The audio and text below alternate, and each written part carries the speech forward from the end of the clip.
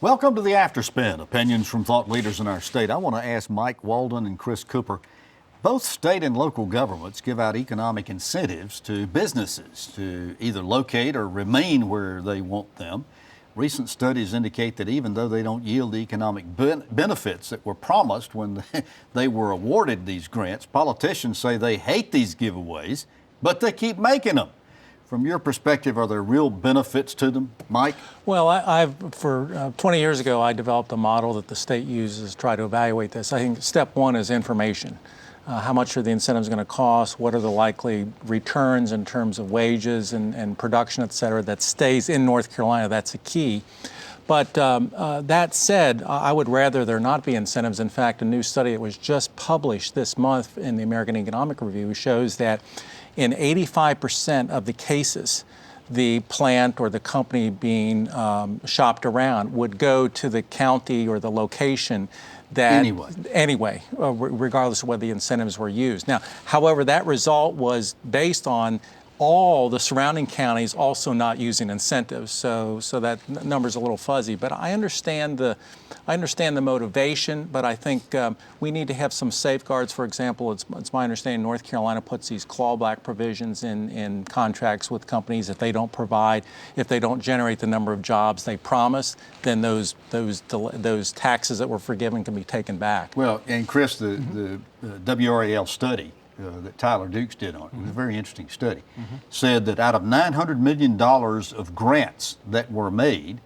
awarded, only $200 million had actually been spent because they didn't deliver the promised jobs. Yeah, that's exactly right. So why do we keep doing this? What is it with politicians? I mean, do they just love to be able to cut a ribbon and make an announcement and stuff? I think they like to be reelected. And I think this is a case where our representational system and the evidence kind of run, unfortunately, in conflict with one another. It's very easy for somebody to run for office and say, hey, look, I brought jobs to your district. Rarely do people say yes, but at what expense? So I think the kind of particularized nature of our representation, in other words, people represent small geographic areas, kind of leads to this sort of thing continuing on despite evidence that would seem to argue to the contrary. Mike, as part of your year-end forecast, you said this might be the year that we land one of the big elephants, an auto plant or something? Yeah, because the new USMCA, the successor to NAFTA, gives some advantages that we didn't have to the U.S. in terms of attracting auto plants and expanding our parts production, et cetera.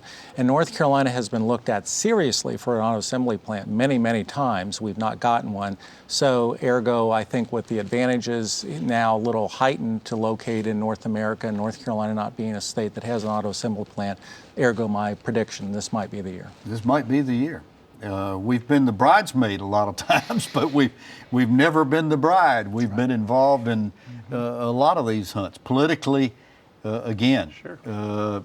You said it helped with re-election. Does it help getting elected? You know, I think it probably helps more with re-election, right? It's hard to bring jobs when you're not in office yet. And I think running against these kind of incentives doesn't seem to be that effective. But does the politician actually have that much input in this? I mean, aren't they usually coming out of a state office or... I think frequently so, but as we know, politicians will claim credit for things sometimes they didn't have very much to do with. No. That's what I've heard. Well, thanks for watching the Afterspin. We'll have more video all during the week on ncspin.com.